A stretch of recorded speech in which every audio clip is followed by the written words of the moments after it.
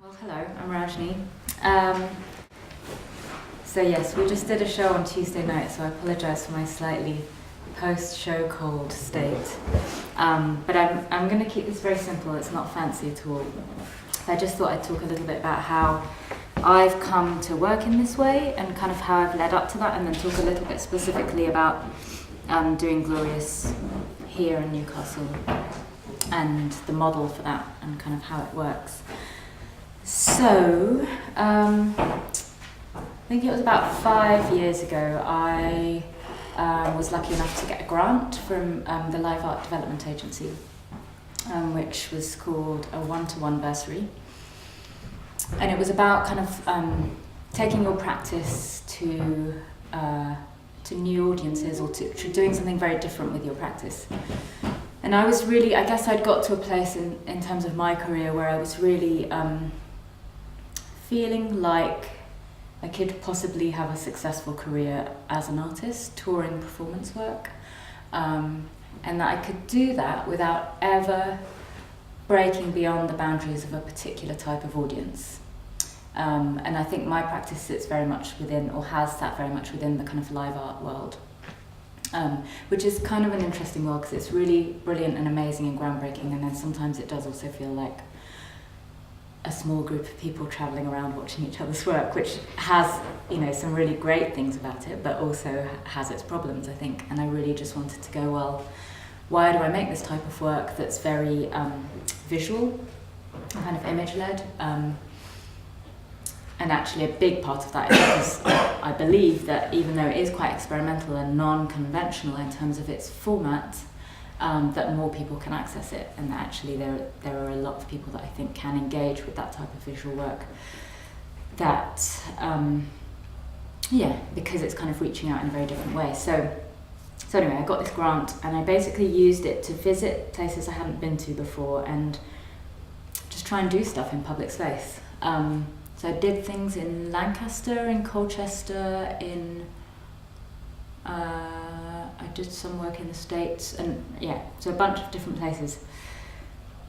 And as part of that, I was kind of looking at this idea of intervention, public intervention, and what that means, and kind of people who were making experimental work that was political, because I am interested, and I think there is a political element in taking work into public space, and who were coming from a live art background, so kind of a similar place to me.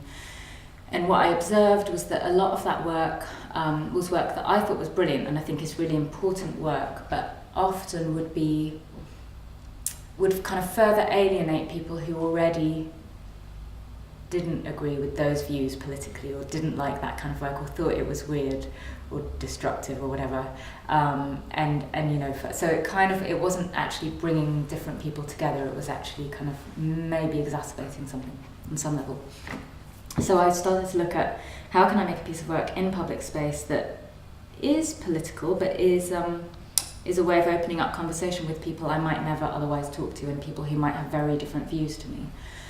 So I started working with my collaborators on making a series of works called Small Gifts that happened in public spaces where people were passing through, so often like shopping centres or kind of places where there are people anyway who are kind of going about whatever daily business. And that was about gift, and that's kind of the place where we decided to explore, was this idea of gift as an opening to conversation. So I've just pulled up a few pictures to keep it interesting, and actually in a nice coincidence, this is a few images from the first time we did a piece called Give What You Can, Take What You Need, which we also did at the Wunderbar Festival 2 years ago. But the first time we did it, Ilana was actually one of the artists who I worked with, so that's nice.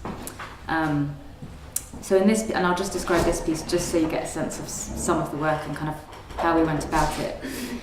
In this piece, we basically set up a big dining table and with chairs around it in a public space. So this was in Piccadilly Gardens in Manchester, but we also did it in Eldon Square here, in another kind of shopping areas. And then we would have a small envelope that was quite beautifully done, like a little, I think they're called wage envelopes, those little tiny ones. And inside there'd be a pound coin and a conversation starter. We would approach passers-by and invite them to, oh yeah, I'm holding one in my hand there.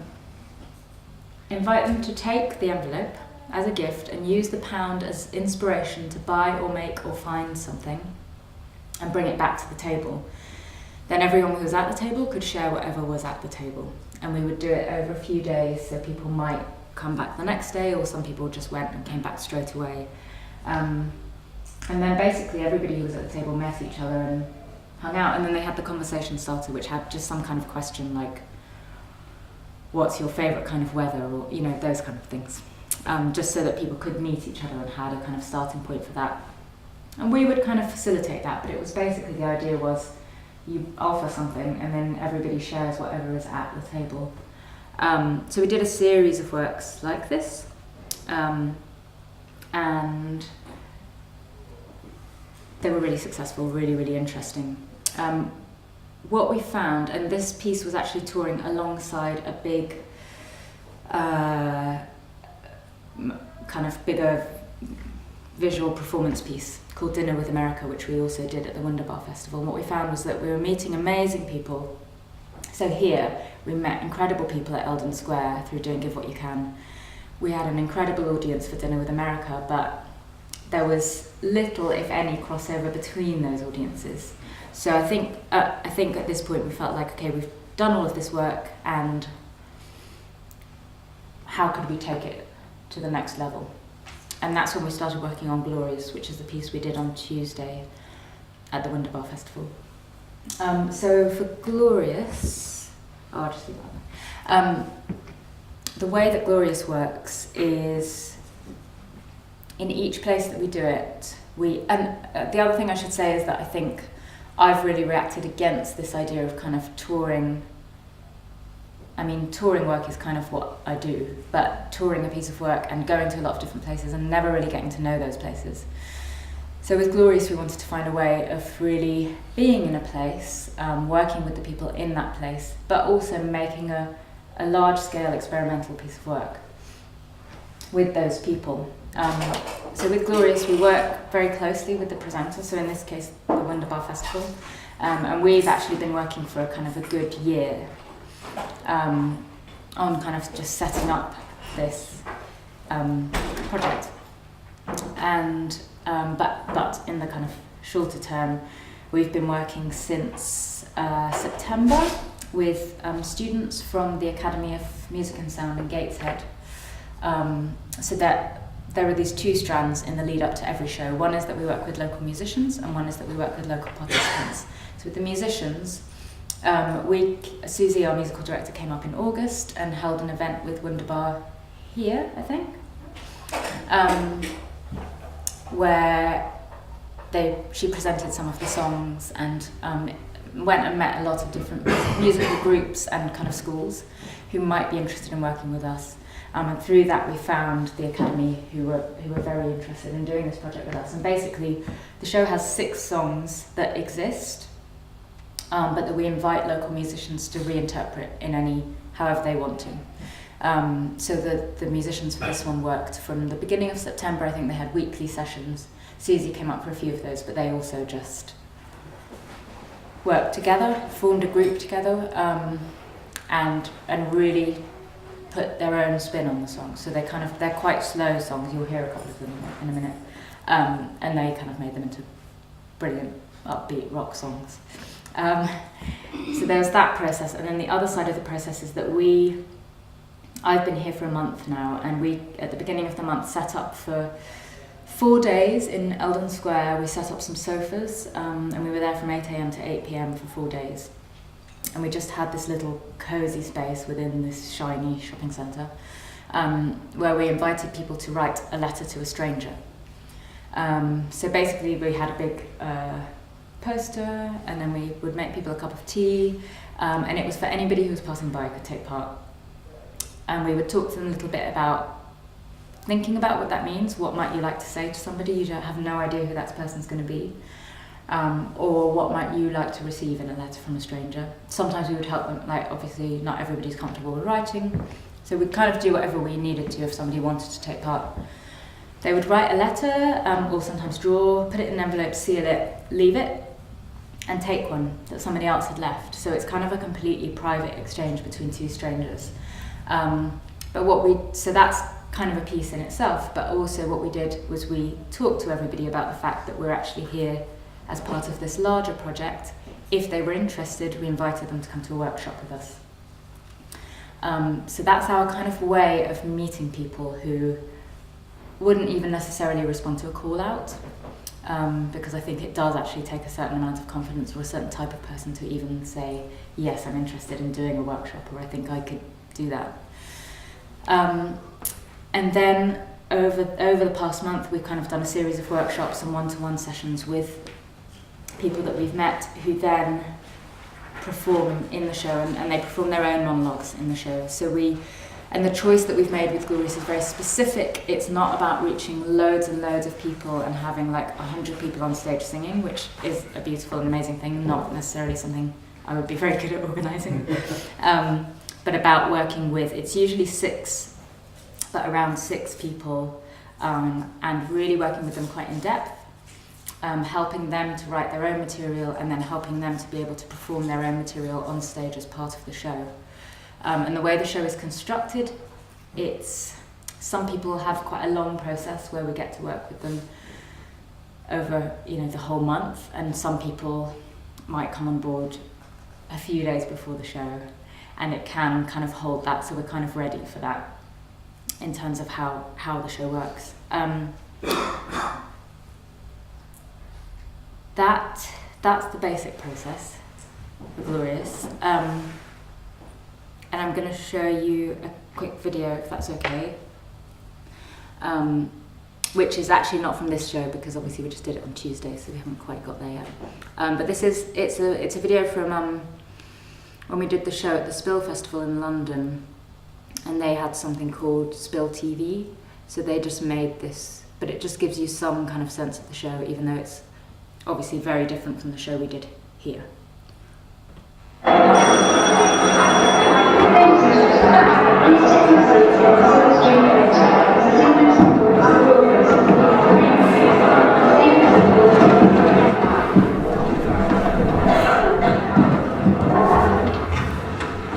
You're wondering how it starts.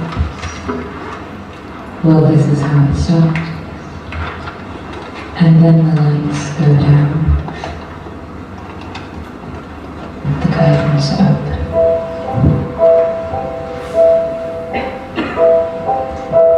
Well, Glorious is a musical that we make in each place where we perform it. We work with different local people who perform monologues that they've written themselves, and we work with a different set of musicians. Last year, I fell in love. I moved to London.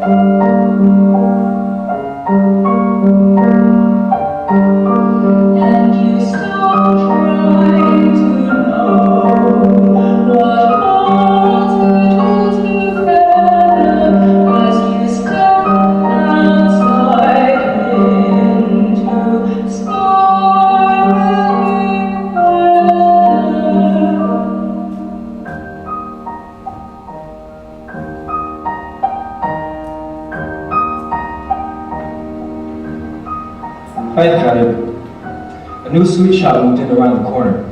Another sign that my neighborhood is getting fancy.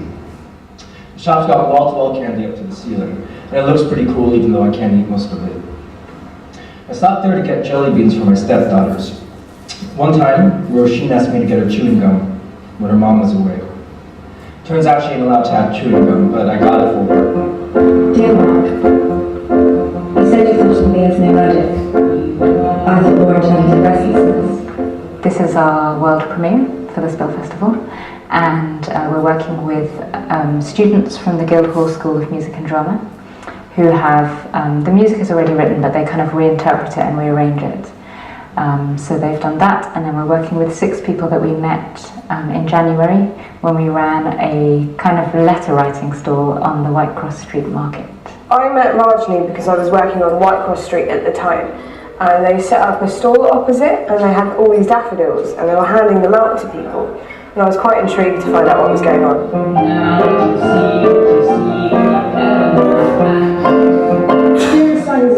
I just thought I'd drop you a little letter and tell you what happened on Jamie and I's brunch dinner, as you surely missed out. So I departed Dalston train station, standardly annoyed at the overground terminating wherever it liked. A couple of weeks ago I was walking down White Cross Street and I saw a lady with a daffodil in her hand, which intrigued me. Anyway, she captured me and got involved and met a very, very nice lady, truthfully. Very talented. Rajni. Don't think of it when you get there, but when you look back, it's a long time, almost 40 years. I suppose the themes of it do kind of change over time. Okay, that's enough for now. So yeah, that gives you a little tiny flavour. I'm not going to talk loads more, but I just wanted to talk a little bit about, you had sent out some questions that were quite interesting in terms of the practice and how it works, and I just wanted to talk about the things that we do alongside making the show that are there to kind of support participants and kind of ongoingly. So we have, and I'm just gonna hopefully pull it up because I forgot to pull it up earlier. I'm unfortunately a female who can't multitask, but we have this, and it's actually private, so don't look too closely, but we have a private network for all everyone who's a part of the show, and that includes all participants. It also includes all funders, including individual funders and foundations, Arts Council, people like that, and presenters. And it's, you know, it's not ideal because not everybody can get online, but we do quite a lot to kind of support people in using the space. And it's one of the ways that we can stay in touch with people once we actually have to leave the city, but also that people can stay in touch with themselves, with the other people in that city. So we just have stuff like, we always put snippets of the songs as we're working on them, and kind of the new versions, little videos, and we really encourage people to kind of use it as a way of keeping in touch with each other, but also to kind of, we talk to people quite a lot about that horrible thing that happens after a show where you just have that period of wandering in the abyss. And it does, I think it feels hard, whoever you are, but just to kind of try and prepare people for that. Then we kind of encourage them to write stuff, and either put it on here or send it to Mary Patterson, who's a writer that we're working with. I'll tell you about in a second. And then so we have a group for each kind of place where we do it. So the Newcastle group, you know, I posted a message just saying, well done everybody, we're going to be around for a couple of days in Newcastle. And then other people have kind of just written their thoughts, and it's, yeah, it's kind of, it's a space where people can stay in touch with each other. But also I think where people, when they join the project, can get a sense of what it is. And then the other thing that we do is we work with a writer called Mary Patterson, who's kind of been on board from the very beginning of the project, and is herself she does lots of writing that goes onto this network, and writes about the project at various intervals, but she also has various things like, she made these kind of small boxes with a hole in the front that says roll and post, and has this little exercise that we get all of the musicians and participants and us to do kind of every time we meet, which is just responding to a question, which is who, where, how, what is glorious today, or something like that. So basically just kind of checking in, but it means that they're thinking about they're responding to the process as they go, and then she comes to meet them before the show, and then she'll follow up with them and kind of ask them if they've got any feedback, either kind of they can just talk to her about that or send her writing, or she kind of wants the publication to be a bit like a scrapbook as well. So she said things like, train tickets or like any memorabilia she's kind of really interested in. And that storybook will eventually document all of the glorious shows that we do, and everyone will get a copy of it. And there's a DVD as well, which they'll get a copy of, but it's kind of, that's more of an outside thing that's happening.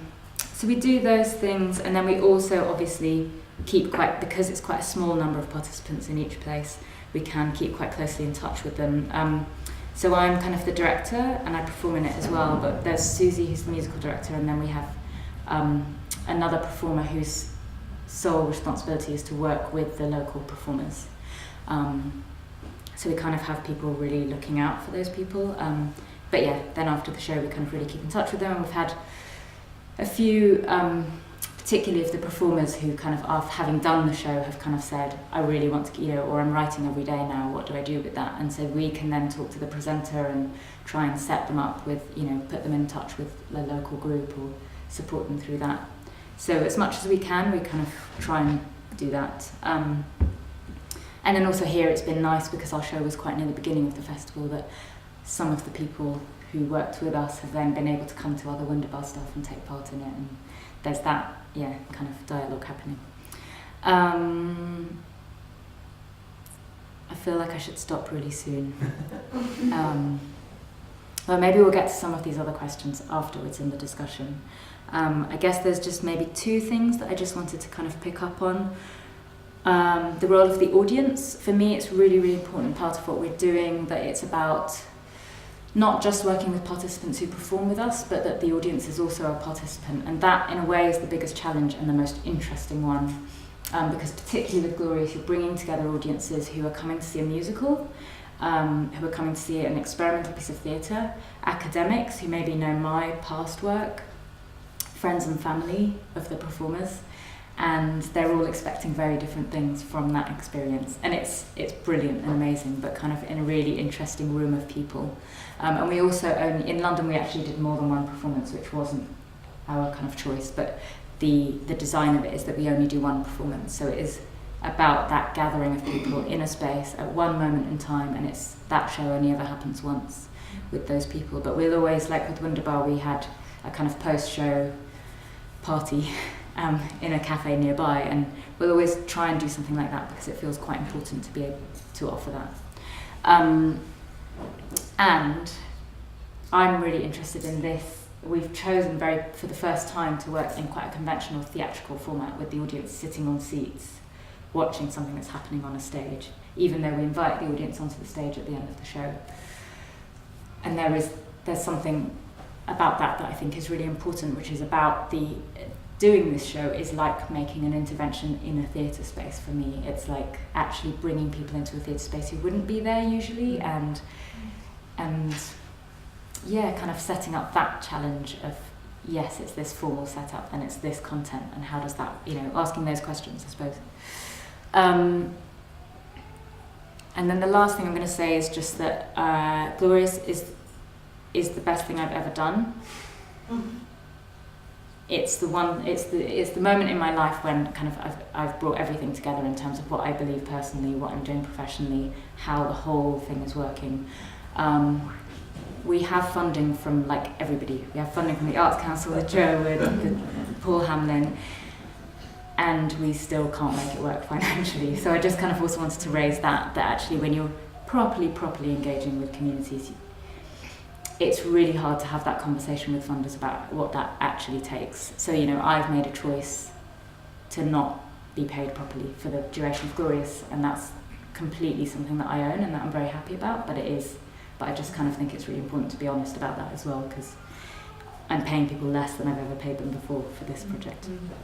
And there are other things you get from it, it's not all about money, but it's important to raise that. So I think that's me. I'll stop now and let somebody else talk. Close this.